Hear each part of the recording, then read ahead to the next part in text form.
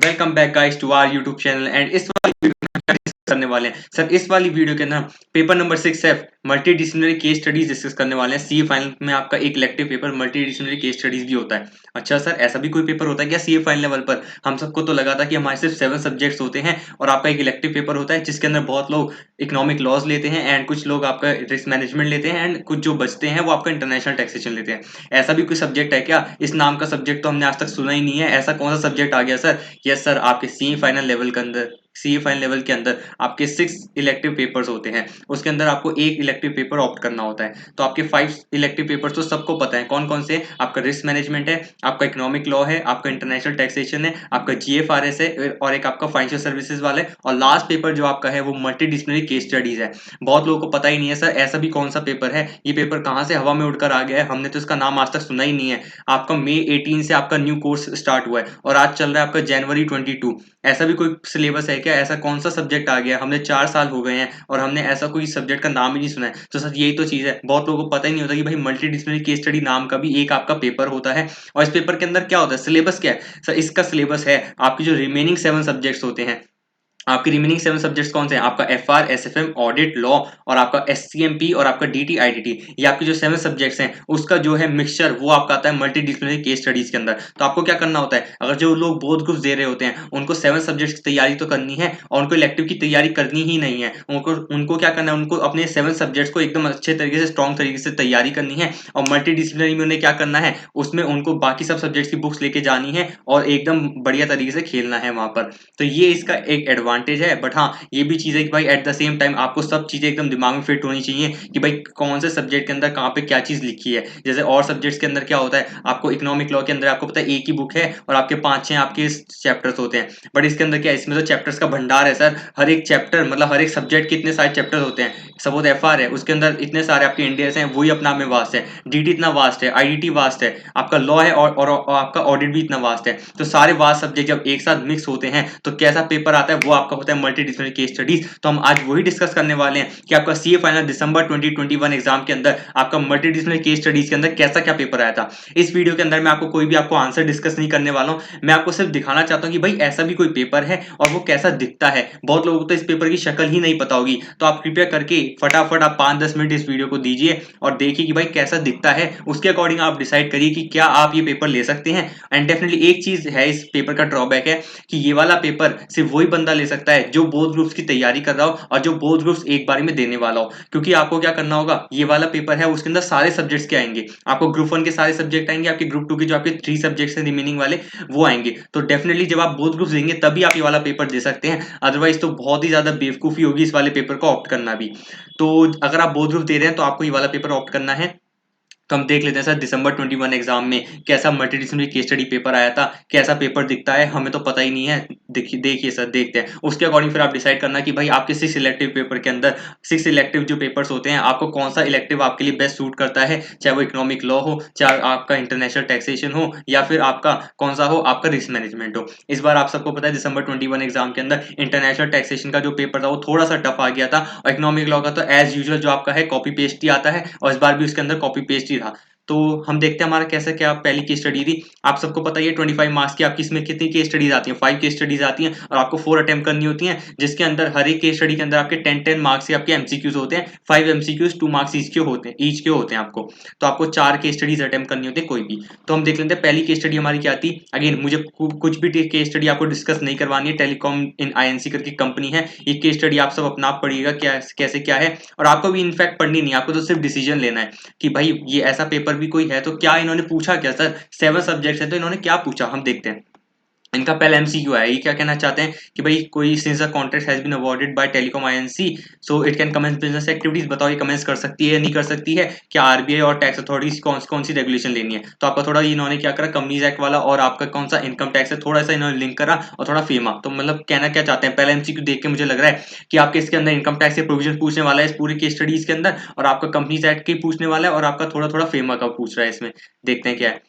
उसके बाद ये कहता है कि भाई बताओ कहाँ पे टैक्सेबल इन्वेंट होगा। तो आपका सेक्शन 9 पे पूछा है कि भाई कहाँ डीम टू अक्रू अराइज होगा। तो 2 नंबर के इन्होंने एमसीक्यू पूछा। तो अगेन ये आपका सेक्शन 9 के ऊपर क्वेश्चन था, आपका अगेन क्या करना था, अपना इंटरनेशनल टैक्सेशन से आपका क्वेश्चन आ गया ये। उसके बाद बताने कि भाई टेलीकॉम आईएनसी है, इनका कोई प्रोजेक्ट ऑफिस है, तो उसे आरबीआई को एवरी ईयर क्या फाइल करना है। तो ठीक है, ये आपका थोड़ा फेमा वाला पॉइंट आ गया आपका। तो आपको देखना कि भाई कौन सा डॉक्यूमेंट इन्हें क्या फाइल करना है। ठीक है, और आपका इनकम टैक्स के अंदर इसका कौन सा टैक्स रेट एप्लीकेबल होगा। ये आपकी फॉरेन कंपनी है तो इस पे कौन सा 40% ही होता है, तो आपने वो देखना था। ठीक है, लास्ट में क्या है भाई, इसके पास 2 पैन है under income tax act, one for supply contract and other for service contract. तो क्या ये होल्ड कर सकती है टू पैन या फिर नहीं कर सकती, या क्या पता इसके लिए पैन ही रिक्वायर्ड ना हो, वो आपको केस स्टडी पढ़ के पता चलेगा। ऑब्वियसली ये देखो कि आप 2 पैन कंपलसरी है या नहीं है, या पैन रिक्वायर्ड है नहीं है, वो आपको केस स्टडी पढ़ने के बाद पता चलेगा। तो इन्होंने क्या पूछा, इन्होंने पूछा सर, एक तो इन्होंने थोड़ा फेमा लिंक करा है, इन्होंने कंपनीज एक्ट लिंक करने की कोशिश करी है, और इनकम टैक्स तो इन्होंने पूछा ही है कि भाई डीम टू अक्रू राइज बताओ, और आप क्या बताओ, आप बताओ टैक्स रेट एप्लीकेबल कौन सा है, और पैन वैन की रिक्वायरमेंट है या नहीं। ठीक है, तो ये तो आपका एमसीक्यू पोर्शन हो गया। और इन्होंने डिस्क्रिप्टिव में क्या पूछा, इन्होंने डिस्क्रिप्टिव में पूछा explain in brief in sequential manner various steps required to be taken by Telecom INC under Companies Act. अच्छा, कंपनीज एक्ट के अंदर कौन कौन से स्टेप्स रिक्वायर हैं, और फेमा के अंदर कौन कौन से रिक्वायर है before commencing it's business operation in India. तो ठीक है सर, टेलीकॉम आईएनसी इंडिया में आ रही है, उसको क्या करना है, उसको अपना बिजनेस ऑपरेशन इंडिया में स्टैब्लिश करना है। तो आप बताइए फेमा के अंदर क्या क्या कंप्लाइंसेस होंगी, क्या क्या कंप्लाइंसेस आपकी कंपनीज एक्ट के अंदर होंगी। तो कंपनीज एक्ट के अंदर आपको पता है कंपनी इनकॉर्पोरेटेड ऑफिसर इंडिया वाला चैप्टर आपका लग जाएगा, सेक्शन 381 और आपका सेक्शन 380, और वो वाली आपकी सीरीज स्टार्ट हो जाएगी। और फीमा के अंदर भी आप देख लोगे आपका शेड्यूल 1 2 3 होता है, और आपका करंट अकाउंट ट्रांजेक्शन, आपका कैपिटल अकाउंट ट्रांजेक्शन, वो वाली आपकी यहाँ पे एप्लीकेबिलिटी हम चेक कर लेंगे, और अदर कंप्लाइंसेस भी हम चेक कर लेंगे। आरबीआई से रिलेटेड भी हम देख लेंगे क्या क्या इनकी कंप्लाइंसेस है।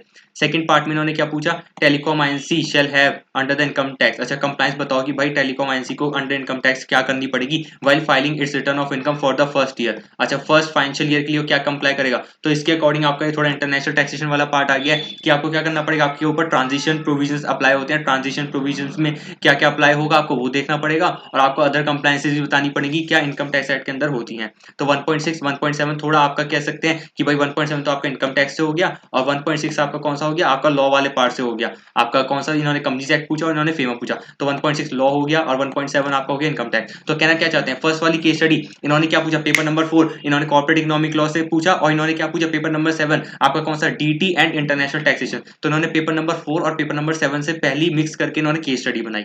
ठीक है सर, कोई दिक्कत नहीं है। केस स्टडी 2 देखते हैं। केस स्टडी 2 अगेन आपको अपना पढ़ना है, पढ़ना भी नहीं है सर, मेरे साथ देखना है क्या है इसके क्वेश्चंस क्या है, आपको क्वेश्चन से आइडिया मिल जाएगा कि भाई केस स्टडी किस डायरेक्शन में फ्लो कर रही है। तो हम देखते हैं 2.1 क्या है, A and B were not eligible for reappointment as a statutory auditor. तो अगेन ये आपका कौन सा आ गया, ये आपका ऑडिट का वाला पार्ट आ गया। वैसे तो ये कंपनीज एक्ट का पार्ट होता है, बट अगेन हमारा पेपर सी फाइन लेवल के अंदर ये हमारा लॉ के अंदर दे रखा है, कंपनी ऑडिट वाले के अंदर दे रखा है कि भाई रीअपॉइंटमेंट ऑफ ऑडिटर बताओ। तो ऑब्वियसली इसके अंदर सारे ऑप्शन तो मुझे सही लग नहीं रहे हैं। एक आपका बी ऑप्शन दिख रहा है कि भाई हो सकता है कि भाई उसने 2 ईयर्स, आपके जो 5 ईयर्स होते हैं ना आपके फर्म के लिए, ए बी एंड कंपनी आपकी फर्म है, तो ऑब्वियसली उसने 5 ईयर्स के आपने अपने टर्म कंप्लीट कर लिए होंगे, तो इसलिए वो रीअपॉइंटमेंट के लिए एलिजिबल नहीं है, ऐसा मुझे देखने में लग रहा है। पर अगेन मैं आंसर क्यों डिस्कस कर रहा हूँ, मुझे तो ये बताना कहाँ कहाँ से इन्होंने कैसे कैसे पूछने की कोशिश करी है मल्टी डिसिप्लिनरी केस स्टडी जैसे सब्जेक्ट के अंदर। और सेकंड एमसीक्यू क्या इन्होंने पूछा है, after you receive the your appointment as statutory auditor of X Y Z limited you were required to, बताओ क्या करें, अपना ऑडिट स्टार्ट करें या क्या करें। भाई ये तो मुझे दिख रहा है भाई कम्युनिकेट करना पड़ेगा प्रीवियस ऑडिटर से कि भाई उनकी कोई ऑब्जेक्शन तो नहीं है। तो ये तो आपका सिंपल सा एमसीक्यू हो गया। 2.3 क्या कहना चाहता है कि भाई बताओ एसोसिएट कंपनी क्या होता है, मतलब relationship between X Y Z with CDE limited is that of an associate. Associate क्यों है बताओ, बिकॉज क्या आपका सिग्निफिकेंट इन्फ्लुएंस हो उसका, या फिर इसने यूटिलाइज करा, ये सब तो आपको केस पढ़ने के बाद पता चलेगा। बट जो मुझे ऑन अ प्राइम ऑफ जो लग रहा है आपका डी लग रहा है कि भाई सिग्निफिकेंट इन्फ्लुएंस होगा, उससे आपकी एसोसिएट वाली रिलेशनशिप होती है। बट अगेन कुछ और भी हो सकता है, अगेन हम उसे देखेंगे आपका जो केस स्टडी है, बट हमें वो नहीं देखना है। जो है आपका 2.3 इन्होंने क्या पूछा, कंपनीज एक्ट के अकॉर्डिंग इन्होंने पूछने की कोशिश करी। तो ये वाला क्या हो गया 2.3 companies act, 2.2 companies act, 2.1 companies act. तो मतलब पेपर नंबर 4 पे इन्होंने बहुत ज्यादा तवज्जो दी है। पेपर नंबर 4 की बुक तो एकदम आपको लेके जानी है, आपकी किस पेपर के अंदर, मल्टी डिसिप्लिनरी केस स्टडीज के अंदर। वैसे लेके तो आपको 7 सब्जेक्ट्स की जानी है। 2.4 इन्होंने क्या कहा, इंडिया के अकॉर्डिंग बताओ, इंडिया 16 होता है आपका पीपी वाला होता है, तो उन्होंने क्या करा, रिप्लेसमेंट करी ओल्ड मशीनरी की, तो उसे कैसे अकाउंट करेंगे। तो जहां तक मुझे ऑब्वियसली पता है आपको क्या होता है, वो एज अ पीपी ही होती है। क्यों, क्योंकि जो आपका एडिशन टू पीपी होता है उसे भी हम डेफिनेशन पीपी की फुलफिल करता है। तो आपका ए वाला ऑप्शन होगा। बाकी क्या होगा, बिग एक्सपेंडिचर या स्मॉल हो उससे क्या फर्क पड़ता है, पीपीई का क्या बिग एक्सपेंडिचर स्मॉल उससे क्या फर्क पड़ता है। और रिवेन्यू वगैरह तो है ही नहीं, रिवेन्यू से कोई मतलब नहीं है। तो जहां तक मुझे लग रहा है वो आपका फर्स्ट पार्टी है। तो अगेन यहाँ पे इंडिया 16 इन्होंने कवर करने की कोशिश करी है एमसीक्यू के अंदर। और एज ए स्टैट्यूटरी ऑडिटर बताओ आपकी क्वेरी है एडवांस अगेंस्ट सप्लाईज है टुवर्ड्स रिप्लेसमेंट ऑफ मशीनरी, तो उसका बताओ क्या करोगे। तो एडवांस की आपका ट्रीटमेंट क्या करोगे, इन्होंने ऑप्शन दिए होंगे कि भाई कंसेंट से यूज करो, कि आप क्या करो भाई शॉर्ट टर्म है तो लॉन्ग टर्म के अगेंस्ट यूज करना है तो उसका रीजन डिस्क्लोज करो। और इन्होंने क्या बोला, advance against supplies can never be use for any other purpose. तो आपका थोड़ा जनरल क्वेश्चन आ गया आपका यहाँ पे। तो अगेन देखा जाए तो 2 पॉइंट केस स्टडी आपकी जो है सेकंड, उसके अंदर लॉ पे फिर से इन्होंने तवज्जो दी है। इसका देख लेते हैं डिस्क्रिप्टिव पोर्शन कैसा है। What are the compliances which XYZ Limited must have taken to comply with the provision of Companies Act? दोबारा Companies Act आ गया, बताओ इन्होंने क्या करा है। कोई इनके कॉन्ट्रैक्ट है for entering into contract agreement for contract manufacturing for CD limited, तो इनके साथ कोई कॉन्ट्रैक्ट मैन्युफैक्चर कर रहे हैं। अब बताओ कंपनीज एक्ट के अंदर क्या क्या कंप्लाइंसेज है। तो अगेन आपको केस स्टडी पढ़नी पड़ेगी, देखना पड़ेगा कौन सा कॉन्ट्रैक्ट है, क्या रिलेटेड पार्टी है या फिर अदर कॉन्ट्रैक्ट्स हैं, तो आपको वो देखने पड़ेंगे। जो भी आपका कॉन्ट्रैक्ट होगा या आपको क्या करना पड़ेगा, कोई आपको अप्रूवल वगैरह रिक्वायर्ड है तो आपको कंपनीज एक्ट की आपको कंप्लाइंसेज देखनी है। तो कंपनीज एक्ट जिसका भी आपका लॉ वाला पार्ट स्ट्रॉन्ग है sir, multi disciplinary case study तो मुझे लग रहा है आपके लिए बेस्ट ही ऑप्शन है। 2.7 क्या कहना चाहते हैं, what are the disclosure requirement which you would like to verify the financial statements of XYZ Limited with respect to its transaction with CD Limited, whether your audit scope will include TDS and GST compliances। तो again ये वाला आपका audit की disclosure requirement पे है कि भाई would you like to verify the financial statements with respect to transaction of CD Limited। तो आपका CD Limited शायद आपका एसोसिएट हो गया था यहाँ पे, उन्होंने पूछा भी था कि भाई एसोसिएट किस आपकी रिलेशनशिप की वजह से होगा। तो आपको बताना है एसोसिएट रिलेशनशिप होती है तो क्या क्या आपके डिस्क्लोजर रिक्वायरमेंट्स होते हैं। तो आपका ये ऑडिट वाला पार्ट भी आ गया। चलो ऑडिट वाला पार्ट आपको एक क्वेश्चन अभी आपको मिला है। 2.8 के अंदर क्या है, please explain the with reasoning whether the disallowances of depreciation. अच्छा फिर से आपका क्या आ गया, इनकम टैक्स आ गया कि भाई डिसअलाउंस ऑफ डेप्रिसिएशन हुई है और आपको बताओ उसकी बताओ कि भाई वो जो डिसअलाउंस हुई है क्या वो आपकी सही है या नहीं है। तो आपको वो देखना होगा कि इनकम टैक्स के अंदर जो आपका पीजी वाला चैप्टर होता है तो आपको इसके प्रोविजंस देखने होंगे।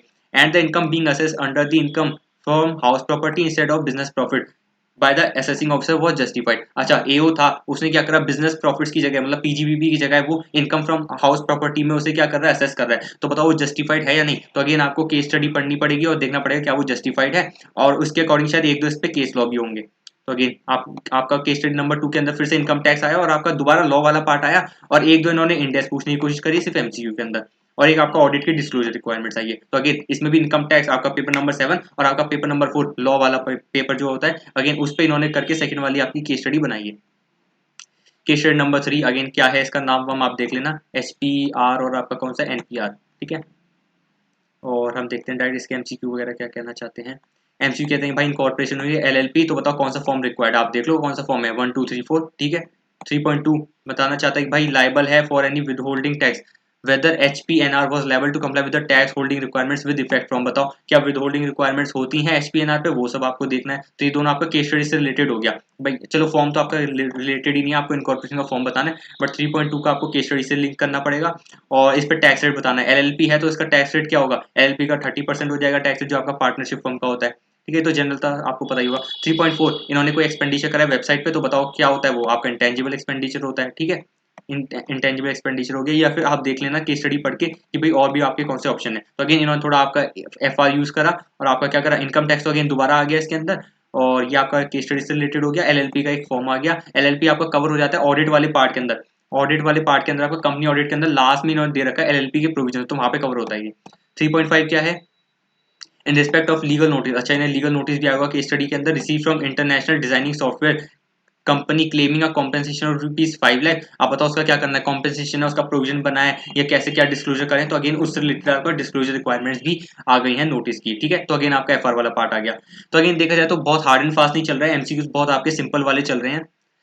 3.6 के अंदर क्या था, management of HPNR has approach you to help them in deciding how animated objects की अकाउंटिंग कैसे हुई created by the film shall be accounting for in the book. अच्छा कि एनिमेटेड ऑब्जेक्ट्स कुछ अकाउंट करने हैं क्रिएटेड फॉर द फिल्म, तो आपको बताओ उसकी कैसे अकाउंटिंग होगी। तो आई होप इसकी अकाउंटिंग अभी न्यू कोर्स एफआर के अंदर तो नहीं है, बट शायद ये आपके ओल्ड कोर्स के अंदर कवर होता था। तो अगेन इस वाले क्वेश्चन को अगेन मैं कहूंगा कि शायद ये थोड़ा ओल्ड कोर्स का आ गया है, तो अगेन ये आपका आउट ऑफ कोर्स है एंड इंस्टीट्यूट को इसमें आपको ग्रेस मार्क्स देने चाहिए। बट अगेन अगर आपको किसी को लगता है कि भाई हमारे न्यू कोर्स के अंदर कवर है, तो आप प्लीज इसमें कमेंट सेक्शन में लिखिए, might be I could be wrong. तो आपको अगर पता है कि भाई इसकी अकाउंटिंग क्या है या इसका आंसर कहाँ से लिंक करता है, तो आप उसको प्लीज बताइए। जहां तक मुझे लग रहा है शायद ये ओल्ड कोर्स का है और इंस्टीट्यूट से गलती हो गई है, इन्होंने न्यू एफआर के अंदर, क्योंकि आपका जो सिलेबस है मल्टी डिसिप्लिनरी का वो आपका जो एफआर का सिलेबस है वही है। तो अगेन एफआर का भी न्यू सिलेबस का, ओल्ड सिलेबस का नहीं। तो ओल्ड सिलेबस का अगर कोई क्वेश्चन आएगा तो आपको उसके ग्रेस मार्क्स मिलेंगे। तो 3.6 देखते हैं क्या है इनका आंसर। जहां तक मुझे लग रहा है कि आपका थोड़ा थोड़ा ओल्ड सिलेबस का है और इसकी अकाउंटिंग वगैरह कैसे होगी आपकी ओल्ड सिलेबस के अंदर आता था, जैसे आपका कार्बन क्रेडिट वगैरह भी वहाँ पे टॉपिक्स थे, वैल्यू एडेड स्टेटमेंट के टॉपिक्स थे,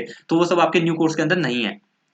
और लेट्स सी 3.7 आपकी ई कॉमर्स की अकाउंटिंग भी होती थी, तो वो वाला पोर्शन है इसके अंदर। 3.7 देखते हैं। You have also been requested to explain whether in respect of payments, अच्छा online payments, online digital assets कुछ परचेज करनी है by the firm and the payments made for online service, तो आपका सेक्शन 194 ओ के ऊपर जा रहा है और आगे लिखा भी होगा, बताओ इसके टैक्स इफेक्ट्स क्या हैं और बताओ टैक्स डिडक्ट एट सोर्स करना है या नहीं, तो आपका सेक्शन 194 ओ पे आ गया। अगेन आपका इनकम टैक्स के ऊपर इन्होंने प्रोविजन करा, तो इनकम टैक्स तो आपको हर एक केस स्टडी में मिल ही रहा है और आपको लॉ भी हर एक केस स्टडी में आ रहा है, जिसके अंदर लॉ में भी क्या स्पेसिफिकली कंपनीज एक्ट पे क्वेश्चन आ रहे हैं। 3.8 के अंदर देखो भाई जीएसटी कंप्लायंस बता दो, उसी डिजिटल पेमेंट के ऊपर होगा। Whether any compliance of GST बताओ कि with respect to online digital assets purchase, तो इसकी आपकी टीडीएस प्रोविजन लिख देते भाई ऑनलाइन डिजिटल असेट्स पे आपके कौन कौन से सेक्शन 51 52 जो भी आपका सेक्शन होते हैं आपको वो जीएसटी प्रोविजन लिखने थे। एंड ऑब्वियसली आपका ई कॉमर्स ऑपरेटर की आपकी आरसीएम लाइबिलिटी वगैरह होती है। अगर मैं आपको आंसर क्यों बता रहा हूँ, मुझे आंसर नहीं बताना, मुझे आपको बताना है कि भाई इस टाइप का चल रहा है। तो फर्स्ट टाइम मुझे जीएसटी भी दिखा कि फर्स्ट टाइम जीएसटी पे इन्होंने एक क्वेश्चन पूछने की कोशिश करी 3.8 के अंदर। आपका केस स्टडी नंबर 4 क्या है दोबारा आप पढ़ लेना, पर हमें नहीं देखना, हमें तो देखना क्या क्या क्वेश्चंस वगैरह पूछ रहे हैं ये, ताकि हम डिसीजन ले सकें कि हमें कौन सा इलेक्टिव लेना है। अच्छा ये डिफेंस वगैरह है, इन्होंने क्या रिसोर्स कंट्रोल वगैरह करा है, रिजल्ट ऑफ पास्ट ट्रांजेक्शन है, फ्यूचर इकोनॉमिक बेनिफिट है, बताओ ये किसकी डेफिनेशन है, तो असेट की है, लाइबिलिटी इनकम है, क्या है, तो ऑब्वियसली जहां तक लग रहा है असेट की डेफिनेशन है, बट अगेन देख लेते हैं, ये तो बेसिक क्वेश्चन पूछा। 4.2 बताओ क्या करना चाहता है, इन्वेंट्री की वैल्यूएशन किससे होती है भाई, तो AS2 पे होती है, तो बताने की जरूरत नहीं है, बिना देखे टिक मारो।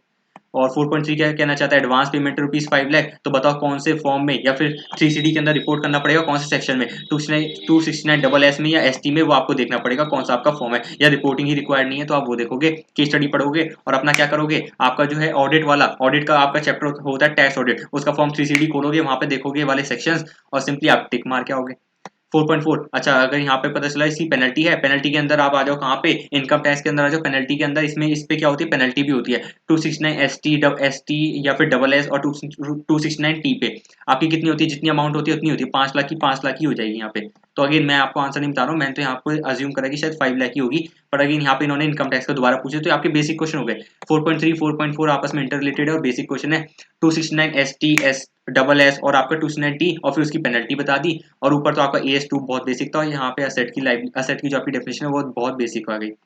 4.5 बताओ अंडर CGST, अच्छा जॉब वर्क को ये सेंड कर रहा है any inputs without payment of tax, बताओ ब्रिंग बैक कैसे करेगा, विद पेमेंट करेगा, विदाउट पेमेंट करेगा, दोनों से करेगा, दोनों से नहीं करेगा, तो अगेन ये आपका जीएसटी का एक और आपने इन्होंने एमसीक्यू पूछने की कोशिश करी है जॉब वर्कर वाली। ठीक है, अब 4.6 इसका डिस्क्रिप्टिव क्वेश्चन देखते हैं क्या कहना चाहता है कि भैया जी whether cost of buyer furnishing equipment BFE है प्राइवेट लिमिटेड डिफेंस इनोवेटर, अच्छा दोनों को दिया है for installing the same in the ship, अच्छा शिप में ये कुछ इक्विपमेंट्स दे रहे हैं और एज ए इन्वेंट्री क्या इससे कंसिडर करें DFE मतलब डी डिफेंस इनोवेटर लिमिटेड कैसे कंसिडर करें, and on delivery of ship जब शिप डिलीवर करेगा तो बताओ कैसे रिवेन्यू रिकॉग्नाइज होगा। तो इन्होंने क्या करा, कोई बायर फर्नीचर इक्विपमेंट है, इन्होंने इक्विपमेंट दिए हैं कि भाई शिप में इनको इक्विपमेंट को लगा दो और फिर बाद में हमें शिप भेज देना, तो ये कहना चाहता है कि भाई इसे इन्वेंट्री की तरह ये कैसे डील करे और फिर कैसे रिवेन्यू रिकॉग्नाइज होगा। तो आपका इंडिया आपका कौन सा जाएगा, 2 आ जाएगा और इंडिया आपका 115 आ जाएगा, जो मुझे यहाँ पे मोस्ट अप्रोप्रिएट लग रहे हैं, बट अगेन कुछ और आंसर भी हो सकता है। तो यहाँ पे दोनों अगेन ये आपका जो हो गया आपका FR वाला पार्ट हो गया ये वाला ना, ठीक है आपका FR वाला पार्ट हो गया 4.6 FR के अंदर आपका ये वाला कवर हो गया। 4.7 के अंदर क्या है आपका BFE है shall be dealt under GST, अच्छा यहाँ पे GST पूछ लिया और कैसे क्या पूछना चाह रहा है in its books whether when it is certain that these shall not be sent back to XYZ, अच्छा ये तो आपका क्या हो गया जॉब वर्कर का आपको प्रोसीजर पूरा लिखना पड़ेगा कि भाई सेंड बैक करना है या नहीं करना, वो इन्होंने बोला है, और जीएसटी के अंदर तो आपका जॉब वर्क का आपका सेक्शन वाली सीरीज लग जाएगी। ठीक है, तो अगेन यहाँ पे क्या आ गया आपको जीएसटी भी आ गया, जीएसटी मतलब आईडीटी पेपर नंबर 8 पे इन्होंने क्वेश्चन पूछने की कोशिश करी है जॉब वर्कर पे सीधा 8 नंबर और ऊपर शायद इसका 2 नंबर का एमसीक्यू भी था, देखो 4.5 तो 10 नंबर तो आपको क्या पे हो गए इसके स्टडी के अंदर। आपका पेपर नंबर 8 आपका इंडायरेक्ट टैक्स लॉस का आ गया, वो भी जॉब वर्कर पर। 4.6 इन्होंने एफआर के पास इन्होंने एफआर में से इन्होंने पूछने की कोशिश करी है, वो भी कैसे इन्वेंट्री डील करेंगे और कैसे रिवेन्यू रिकॉग्नाइज होगा, तो आपका कौन सा इंडेक्स 115 आ गया और आपका इंडेक्स 2 आ गया। ऊपर इन्होंने बेसिक एमसीक्यू पूछने की कोशिश करी थी कौन से आपका ऑडिट से और आपका इनकम टैक्स एक्ट से, आपका इनकम टैक्स एक्ट से आपकी इन्होंने पेनल्टी वगैरह पूछी है और आपने इन्होंने ऑडिट की रिपोर्टिंग पूछी है, और अगेन आपके एफआर के 2 और बढ़िया से प्यारे से इन्होंने छोटे छोटे क्वेश्चन एमसीक्यू वाले पूछे हैं। तो अगेन एफआर भी कवर हो गया आपका, अभी तक इस वाले पेपर के अंदर एफआर कवर हो गया है आपका, थोड़ा सा ऑडिट का रिपोर्टिंग कवर हुई है आपका, लॉ वाला कवर हो गया, एसएफएम कहीं नहीं दिखा सर हमें अभी तक, एसएफएम कहीं पे भी नहीं दिखा हमें, एससीएमपी कहीं नहीं दिखा, तो चल ही रहा है, डीटी बहुत ज्यादा कवर हो रहा है और आईडीटी भी इसमें इन्होंने कवर करने की कोशिश करी है, तो ठीक है अभी तक हमारे जो मिसिंग चल रहे हैं एफआर हमारे चल रहा है SFM और हमें SCMP, ये 2 सब्जेक्ट हमें देखने के लिए नहीं मिले हैं। केस स्टडी 5 कौन सी अगेन आप पढ़ लेना, मुझे तो सीधा MCQ और डिस्क्रिप्टिव पोर्शन पर आना है, आपको भी नहीं पढ़ना है ये, ठीक है। मैं देखता हूँ क्या है, आइए आइए देखते हैं क्या है। 5.1, अच्छा थेफ्ट ऑफ कैश हुआ था उसकी रिपोर्टिंग बताओ। अगेन आप रिपोर्टिंग पढ़ो, आप क्या करो, थेफ्ट ऑफ कैश हुआ तो आप केस स्टडी पढ़ो, और इवन शायद ये आपका पास्ट ईयर क्वेश्चन में भी रिपीट था, तो अगेन इसका देख लो कैसे रिपोर्टिंग वगैरह होगी, तो आप ये देख लेना कैसे क्या रिपोर्टिंग होगी। तो इसकी रिपोर्टिंग करी भाई, थेफ्ट ऑफ कैश की कैसे रिपोर्टिंग होगी। और मिस्टर कार्तिक है, उनकी पैराग्राफ 3 के अंदर कुछ इन्होंने बताया है। अब बताओ पोटेंशियल डेंजर किस चीज का है, तो अगेन ये भी आपका केस स्टडी से रिलेटेड हो गया, ये वाला केस स्टडी से रिलेटेड हो गया 5.2, और 5.1 भी आपका केस स्टडी से रिलेटेड हो गया। 5.1 तो वैसे विदाउट केस स्टडी भी आप कर सकते हैं भाई, थ्रेट ऑफ कैश हो गया तो कहाँ पे कैसे रिपोर्टिंग करनी है, ठीक है। 5.3 क्या है, कंटेंशन ऑफ मिस्टर क्यू है to appoint an alternate director. अच्छा ऑल्टरनेट, फिर आपका कंपनी लॉ आ गया, आपका ऑल्टरनेट डायरेक्टर कौन सा होता है, आपका सेक्शन 161 आपका होता है कौन सा ऑल्टरनेट डायरेक्टर, आप बताइए। सेक्शन 161 सबसेक्शन कौन सा होता है, 2 होता है ना, हाँ सेक्शन 161 सबसेक्शन 2 होता है आपका कौन सा ऑल्टरनेट डायरेक्टर। तो अगेन आप बताइए कैसे कंटेंशन सही है या नहीं है, तो आप देख लीजिए इसमें कौन सा आपका ऑप्शन होगा, आपका कंपनीज एक्ट आपका 2013 आपका लग गया है। तो अगेन आपका बेसिक था, आपको आपके क्या पढ़ना, आपको पढ़ना था सबसे पहले कंटेंशन ऑफ क्यू पढ़ते, और उसके बाद अपना सेक्शन 161 सबसेक्शन 2 खोलते, दोनों कंपैरिजन करके आप करेक्ट ऑप्शन करेक्ट कर देते, ठीक है। 5.4 अब बताओ क्या कहना चाहते हैं, अगेन दोबारा आपका कहाँ से आ गया, कंपनीज एक्ट शेड्यूल 5 कह रहा है कि भाई कंपनी दो कंपनी से मैनेजरियल रेमुनरेशन मतलब मैनेजरियल पर्सनल है कौन, मिस्टर शी शदरी, अच्छा ठीक है शी शदरी जी हैं, मैनेजर पर्सन है 2 कंपनी के अंदर, और उनको रेमुनरेशन चाहिए। तो आपको पता होगा शेड्यूल 5 के अंदर सिंपल सी चीज लिखी है कि भाई हायर आप रेमुनरेशन ले सकते हो किसी भी कंपनी से, तो मुझे तो बिना देखे बी ऑप्शन सही दिख रहा है कि भाई कैसे कर सकते हैं, does not exceed the higher limit admissible from any one of the companies, किसी भी कंपनी से मतलब जिसमें वो मैनेजर पर्सनल है, चाहे वो कंपनी 1 हो चाहे वो कंपनी 2 हो, जिसकी हायर आपकी लिमिट आ जाएगी तो आप उतना ड्रॉ कर सकते हैं और उससे ज्यादा नहीं कर सकते हैं। तो ये तो बिना देखे ही आपका MCQ होना था, केस स्टडी का कोई रेलेवेंस ही नहीं है। अब ये कहाँ से आए 5.5 के अंदर, IBC, चलो आपको IBC के भी दर्शन हो गए हैं। तो अगेन आपका पेपर नंबर 4 बहुत ज्यादा डिमांड में आ रहा है इनका, और उसमें भी ज्यादा MCQ के अंदर बहुत ज्यादा डिमांड के अंदर आ रहा है। क्या भाई कोई स्टेटमेंट करी होगी, बताओ कि वो स्टेटमेंट करेक्ट है गलत है, गलत है आपको कौन सा सेक्शन नंबर 21, तो आपको चेक करना था भाई सेक्शन 21 ऑफ IBC देखते, आपको यहाँ पे करना था। तो अगेन लॉ कुछ ज्यादा डिमांड में आ रहा है सर। अब देखिए 5.6 क्या है, डिस्कशन 1 हुई है, बताओ factors would be considered while formulating audit strategy, मुझे डिस्कशन 1 को गोली मारो, फॉर्मुलेटिंग ऑडिट स्ट्रेटजी के फैक्टर क्या है, ऑडिट बुक वाली बुक खोलो और सीधा सीधा कॉपी पेस्ट करो, फैक्टर्स ऑफ ऑडिट स्ट्रेटजी, आपका चैप्टर शायद 2 है, चैप्टर नंबर 2 है आपका ऑडिट प्लानिंग स्ट्रेटजी वाला है ना, तो वहां पे आपके फैक्टर्स लिखे होंगे, वाइल फॉर्मुलेटिंग ऑडिट स्ट्रेटजी के फैक्टर्स क्या है वो आपको सीधे यहाँ पे कॉपी पेस्ट करने थे। 5.7 क्या है, डिस्कशन 2 के अंदर बताओ कंप्यूट कॉस्ट प्राइस स्टेटमेंट, हाँ तो आपको SCMP का एक आपको छोटा सा 5 नंबर के दर्शन हुए हैं कि भाई कॉस्ट प्राइस स्टेटमेंट बताओ आपका कौन सा डिस्कशन नंबर 2 के अंदर, डिस्कशन नंबर 2 कहाँ है, डिस्कशन 2 ये रहा डिस्कशन 2 आपका ये है ना, ये रहा कॉस्ट प्राइस स्टेटमेंट बताओ क्या है, 2,50,000 नंबर ऑफ यूनिट्स का है, इन्होंने कुछ रॉ मटेरियल डायरेक्ट लेबर दिया है, तो अगेन थोड़ा सा आपको कैलकुलेटर चलाने का आपको मौका मिल गया है कि भैया इसका क्या बताओ, इसका कॉस्ट और प्राइस स्टेटमेंट बना के दिखाओ, तो 5 नंबर का आपका बेसिक क्वेश्चन आपका SCMP वाले सब्जेक्ट से भी आ गया है। लास्ट क्वेश्चन देखते हैं क्या है, 5.8 कहना चाहता है विद रिस्पेक्ट टू आपका discussion 3 explain which of the group companies are required to appoint an internal auditor. अच्छा सेक्शन 138 दोबारा Companies Act, section 138 of the Companies Act बताओ, वैसे आपका CA फाइन लेवल पर सेक्शन 138 कंपनीज एक्ट का जो है आपका लॉ वाले पेपर नंबर 4 के अंदर कवर नहीं है, ये आपका पेपर नंबर कहाँ पे कवर है, पेपर नंबर 3 आपके ऑडिट के अंदर कवर है, advance auditing and professional ethics. तो आपको यहाँ पे देखना था भाई डिस्कशन 3 के अंदर बताओ कंपनी को आपको इंटरनल ऑडिटर अपॉइंट करना है या नहीं करना, तो हम देख लेते हैं क्या है डिस्कशन 3 आपकी,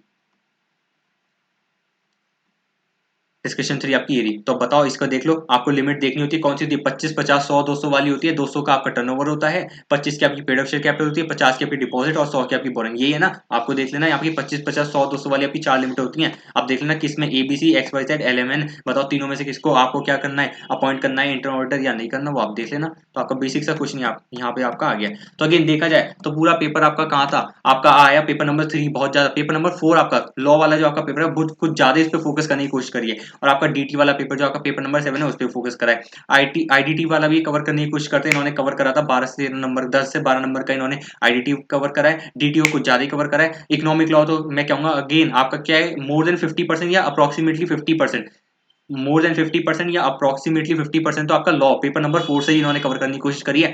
एससीएमपी का इन्होंने 5 नंबर का एक बेसिक क्वेश्चन पूछा, एफआर इन्होंने कवर करा है, एफआर इन्होंने कवर करा है, थोड़ा इंडिया 115 और इंडिया 2 और आपके कुछ बेसिक क्वेश्चन थे आपके असेट वगैरह की डेफिनेशन से रिलेटेड। तो अगेन आपका एसएफएम कहीं पे भी नहीं दिखा। ऑडिट से इन्होंने पूछा भी, ऑडिट की कुछ डिस्क्लोजर रिक्वायरमेंट थी और आपका ऑडिट का इन्होंने फैक्टर्स पूछा है व्हाइल फॉर्मुलेटिंग ऑडिट स्ट्रेटजी। ठीक है, तो आपका एफआर कवर हुआ, एसएफएम कवर नहीं हुआ, ऑडिट थोड़ा कवर हुआ, लॉ बहुत ज्यादा कवर हुआ। एससीएमपी का एक 5 नंबर क्वेश्चन था, पेपर नंबर 6 तो डिस्कस कर ही रहे हैं, पेपर नंबर 7 कवर हुआ है और आपका पेपर नंबर 8 भी थोड़ा बहुत कवर हुआ है। तो अगेन ये था आपका overall multi disciplinary case studies paper का ओवरऑल रिव्यू। आपको कैसा लगा आप बताइएगा। आपको अब डिसाइड करना है कि आपको कौन सा पेपर आपको बेस्ट इलेक्टिव आपके लिए है, कि आपको मल्टी डिसिप्लिनरी केस स्टडी लेना है या नहीं लेना। पर एक बात तो है, सब बोथ ग्रुप वाले ही इस वाले पेपर को लेंगे, क्योंकि अदरवाइज कोई बंदा पागल तो है नहीं कि भाई मैं सिंगल ग्रुप दे रहा हूँ, मैं सिर्फ ग्रुप 2 दे रहा हूँ और मैं बाकी चारों सब्जेक्ट ग्रुप 1 के भी अपने साथ पेपर में ले जाऊंगा। ऐसा कोई भी नहीं है सर, मैं क्यों लूंगा, मैं इतना ज्यादा बर्डन क्यों लूंगा। पर हाँ, जो बोथ ग्रुप ही दे रहा है तो उसको पता ही भाई मैंने सातों सब्जेक्ट पढ़े हुए हैं, तो मुझे क्या ले जाना है। इस पेपर के अंदर एक चैलेंज है कि भाई मुझे सारे सब्जेक्ट्स की जो आपकी एसएम इंस्टीट्यूट के स्टडी मटेरियल है और अदर रेफरेंस नोट्स है, मुझे वो यहाँ सेंटर पर ले जाने में ही थोड़ी एफर्ट करना पड़ेगा।